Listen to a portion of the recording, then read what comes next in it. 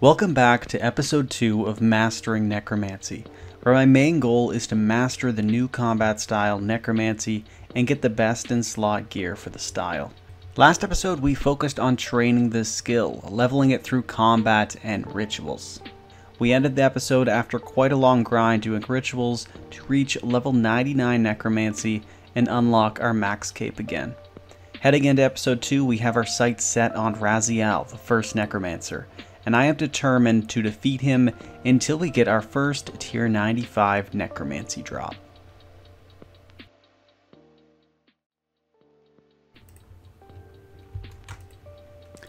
And there is another level up, level 100 Necromancy. So we actually do get our first new combat level. We're level 139 now. And we do get 65% critical strike damage up from 60%. So I think it's time to upgrade my gear. So rather than doing the tier 80 power armor challenge, I am going to just get the tank armor done so I can upgrade my weapons. That way it's a lot easier to do the next kills and the ambassador kills and Telos kills. So I'm going to be doing that. I might actually use the tank armor too. It is decent armor, I think, and it could be helpful with Raziel, the first Necromancer, so we'll see. But anyway, we're going to do this task. So basically I just need to kill 100 dragons, then kill the Barrows brothers, and we should be good. And so another challenge for the tier 70 tank gear is to kill all of the Barrows brothers and then combine them by opening a Barrows chest. So by opening it, it will combine all of the necroplasms. Now we can head back to Killy and complete the tier 70 task. And so the tier 70 task is complete. Now let's start the tier 80 tank gear task. And so we will need to charge the spirit bound hammer on each of the 4 God Wars dungeon altars, and a red berry pie. So pretty easy task, just a bit time consuming. Alright, so we have everything for the tier 80 tank armor. Had to do the God Wars dungeon 1 bosses just to charge the hammer. So we'll give that in, and we'll be able to get tier 80 weapons. So I have been using tier 70, so that's a pretty big upgrade. And I might get the tier 80 tank armor as well. Oh my god, I just got the Omen pet at 100 Necromancy, so that is pretty huge. We're actually pretty close to 101 here. So let's get that pet. Let's see what that looks like. So it's the Omen pet. Inspect. And there we go. We have unlocked Omen. There we go. That is a nice looking pet. And let's add that to the familiar override. Alright, so I am trying to do the remains of the Necrolord quest. However, I thought I completed the Nadir quest or mini saga beforehand, but it turns out I didn't do it properly. I didn't get the 100% completion, which you need to do. So I am going back and doing that. It is a bit annoying, but it should only take half an hour to complete. Alright, so the Nadir saga is officially completed and we can begin Remains of the Necrolord. Okay, let's officially start Remains of the Necrolord, another quest that we will need to complete to unlock Raziel. So the first step, we're going to need to talk to some ghosts in Daemonheim. And so quest completed. I didn't record all the different steps, but it was a pretty quick quest, so no real troubles there. We can't start the last quest being Alpha versus Omega, just because we need to get the 30,000 Vessel of Souls. But I also want to upgrade my gear a bit first too, because we will need to get our first story mode Raziel kill during that quest. The next upgrade we're going for is the Igneous Calmore Cape, aka the Necromancy Zuck Cape. This cape is a huge upgrade for Necromancy. The first step is to get the Necromancy Fight Kiln Cape, which means we will need to complete the Fight Kiln. I do already have an igneous stone, which can be obtained through a flawless run from Zuck. I did complete this with ranged a while ago and I kept it in my bank, so we are going to be using that igneous stone to combine with the Fight Kiln cape to get the Necromancy Zuck cape. The reason why you want this cape is it increases the Death Skull's ability. It makes it the most powerful Necromancy ability there is, and it does this by increasing the times it bounces from targets from 4 to 6. It also reduces the adrenaline cost from 100% all the way down to 60%. Since I am prepared with the igneous stone, all I need to do is complete the Fight Kiln. I will be doing this with Necromancy, and the most difficult waves seem to be wave 28, where you have to fight 6 Tokarket Dill, where you will need to bring a melee weapon, so you can knock down the armor, and then defeat them with either the melee weapon or Necromancy. Wave 36, there will be 2 Tokar Jads, which can be difficult if they use their different attacks at the same time. Wave 37 will be Har Aken, which isn't really too difficult, but that is the main and final Fight Kiln boss. The Fight Kiln is 37 consecutive waves of enemies, and it can be quite easy if you know what you're doing, but you can also get KO'd fairly fast if you don't. These Dill creatures seem to be the most annoying since you do have to switch to a melee weapon to destroy its shell, and they can hit 2Ks if you stand next to it for too long, so they are quite annoying. That is why wave 28 is one of the most frustrating, because there are 6 of these during that wave. You will also encounter a Jad on wave 10, 20, 30, 35, and 2 on wave 36, which can basically insta-kill you if you have the wrong prayer active. Most of the run went pretty well, taking advantage of my AoE abilities like my Spectral Scythe was quite helpful. Wave 28, which I find can be the most dangerous, where you have to take on the 8 different Dill creatures. It went great. The only thing I would suggest is try taking on one at a time, because as you can see they can hit quite hard, especially if they all bundle up together.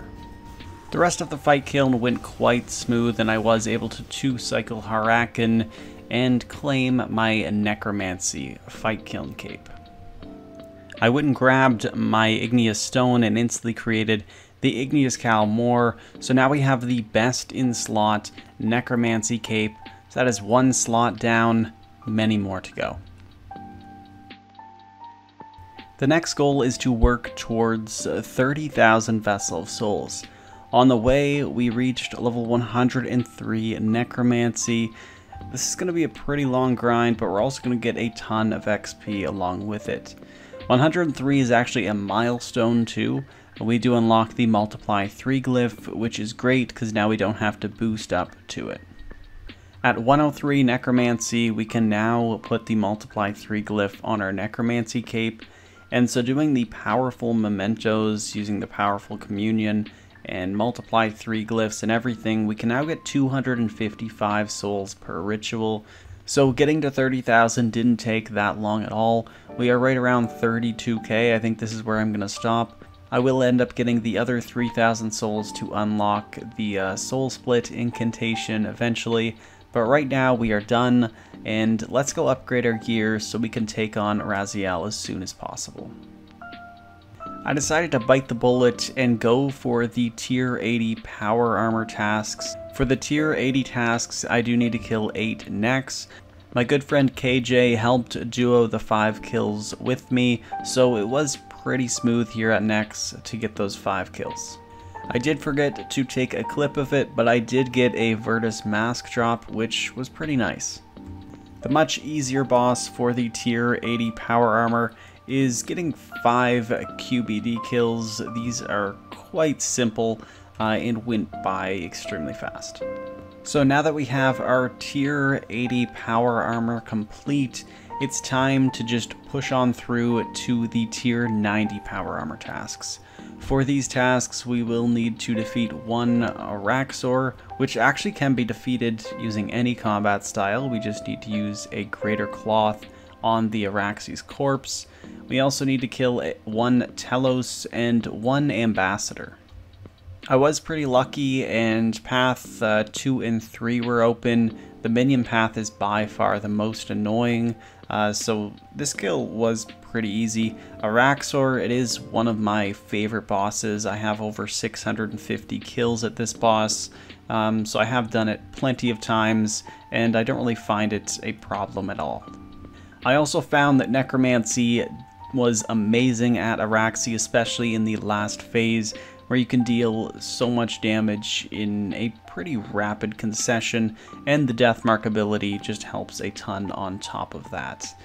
The only problem I had with Araxi was forgetting the cloth on my first kill, so I had to redo it while bringing the Greater Cloth. So I just went straight back to Araxi, and this time with my Greater Cloth, and we just got another kill, and just like that, one task is complete. The next task we have is defeating Telos. Now I actually only have 4 or 5 Telos KC. It wasn't really a boss I pushed. I did learn it eventually, but I didn't push it to very high enrages. In fact, I never even made it to 100% enrage. Now this kill here, we just went and did it on 0%. Necromancy was pretty powerful here. I do remember I last did Telos with some pretty average mage gear, so I did find this Necromancy gear to be a bit of a step up, and didn't really have any problems with this Telos kill. The last boss we needed to defeat was the Ambassador. After this, we would be able to create the tier 90 power gear. I did get to do a trio with KJ and Sharpshot, and the kill went really well.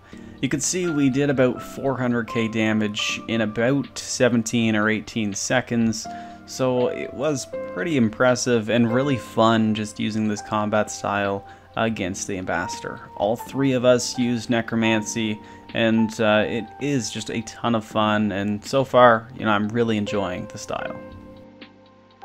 I picked up the last material needed for the tier 90 power armor, and we headed to Kili to create the tier 90 weapons. I'm hoping this will be enough to defeat Raziel, so the next step is to complete the Alpha versus Omega quest and take on Raziel for the very first time. The quest starts by talking to Raziel on the bridge in the city of and it is a pretty straightforward quest.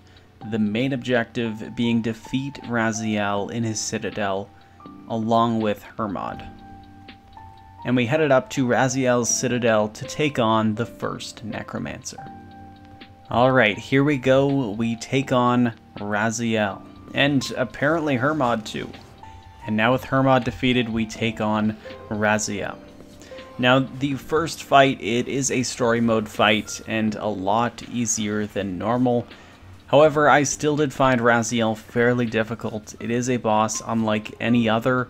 I mostly use Revolution, and with Raziel you really can't. You have to use full manual at least at some points in the fight. Raziel also just deals a ton of damage, and he takes down your protection prayers, meaning you simply just have to tank the damage, or hopefully heal enough back so you don't die. The final phase was something I was not used to at all, having to manually cast my abilities, and you can see I really did struggle even in story mode. And so I'm sad to say, but my first Raziel attempt, even in story mode, ended in a death. I headed right back for a second chance, and this time the fight went fairly well.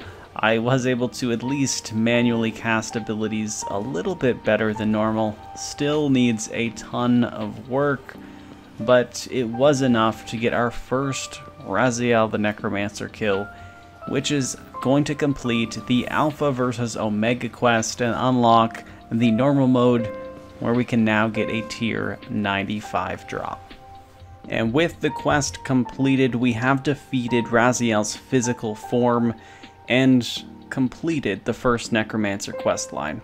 Honestly, this quest line was one of my favorites in the game. Personally, I'm not someone who really likes doing quests and follows the lore around, things like that.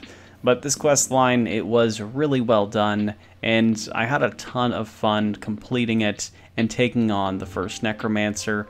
But now it's time to try normal mode and hopefully get some of those drops. Judging from how difficult I found story mode, I was actually quite impressed with myself on my first normal mode kill. I did get to phase 4, which I knew I would struggle with just because the full manual. You can also see my inventory setup. It really wasn't optimized for these first few kills. Using solid food like rocktail is definitely a no-no for Raziel. You'll want to use the blue blubber jellyfish. I was also using a yak, which I later switched to a hellhound, and this helped a ton. After a few more attempts leading in death, I decided to switch it up and try to upgrade my gear a bit more, just so I could make these kills a bit easier. I actually decided to go for the tank gear this time, just because I figured it would be easier learning with the tank gear, and then I could switch to power gear later on for the faster kill times. To complete the tier 90 tank gear tasks, I had to complete one Reaper, which happened to be a Raxor, so I was able to complete that pretty easily. I also had to complete some kills on each of the God Wars Dungeon 2 bosses. And finally, I had to defeat one Jad, so we're going to be headed back to the Fight Caves. And with that Rax kill, that will be the end of the Soul Reaper task, so that part of the tier 90 tank gear is complete. As for the Rax loot, we were, not too bad. I guess we got the Onyxes, so it's not a spider leg, but it's not too bad. Jad was the next task, and after about 29 minutes, we finally got the Jad kill and completed that end of the tier 90 tank gear task. Necromancy was absolutely amazing at Vindicta, especially with the Death Mark ability. The kills were quite fast, coming in at right around 30 seconds. While completing my Greg kill, I actually did get a bit of luck and got a Shadowglaive drop, which was really nice to see. After completing all of the required God Wars Dungeon 2 kills, I just had to bring a pie shell to Evil Bob, and he was able to create a uncooked blueberry pie, which we can then finish at the Lumbridge cooking range. Now that those time-consuming tasks are complete, I can now create tier 90 tank armor. I actually already had the supplies already, I just needed to complete the task. So when I was getting the supplies for the power armor, I doubled up and got supplies for both, because I figured I would want both eventually. So now we have tier 90 tank armor and tier 90 weapons, so this should be good enough to at least get a few Raziel kills and learn the boss a little bit. I finished adding some perks to my new augmented tank gear, so we got Relentless 5, Crackling 4, Biting 2, and Undead Slayer, and then on the legs, Impatient 4 and Enhanced Devoted. So now it's time to learn Raziel for real this time. The first attempt ended in another P4 death. I was using a yak with blue blubber jellyfish, which was a mistake, so time to switch to that hellhound and see how it's actually supposed to be done. The extra 20% damage reduction from the hellhound made a ton of difference. Unfortunately, I really struggled with healing my hellhound. I routinely forgot to use the spell needed to heal the hellhound, just because there's so much chaos happening in the Raziel fight. But I was able to get my very first Raziel kill with a kill time of 3 minutes and 30 seconds, which I took as a success for my very first kill. From here, the consistency really started to pick up, and I started at least getting the hang of it a little bit. My kill times still weren't great, but I was getting consistent 3-minute kills. And on the 16th kill, we reached level 106 Necromancy. I was consistently improving and improving my kill times. On the 42nd kill, I got a 2:41 kill time, followed by a 2:24 kill time, and a 2:22 kill time on the 53rd kill. Following my most recent PB, I got another unfortunate 3-minute kill, but for some reason I was rewarded with my very first unique, being the first Necromancer robe bottom. Now, I decided I am going to keep all of the uniques I get and just sell the duplicates. The plan is going to be get all the uniques myself and hopefully even complete the Raziel collection log. That way I will have all of the tier 95 gear. I will have obtained it myself, which will be quite satisfying and probably made a ton of money off selling the duplicates. Around this point, I found I was getting quite comfortable with the kills, and so I actually switched to the power armor for the body and leg slot for some extra DPS.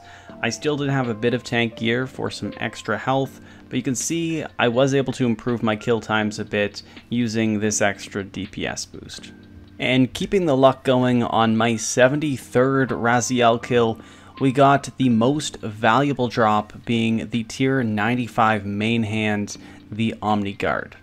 This drop is over 1 billion coins, however I am going to keep it and test it out in the next episode. I have pushed to 100 Raziel kills, and so far this boss is a ton of fun. It is definitely rewarding, especially with the luck of getting 2 unique drops in 100 kills. But I am determined to get more unique drops and eventually complete this Raziel log. Stay tuned in episode 3 where we take on Raziel some more, and we will be getting some more of his gear and testing it out not only at Raziel but some other bosses as well. Anyway guys, thank you so much for watching. I really hope you are enjoying the series, and stay tuned for episode 3. Peace.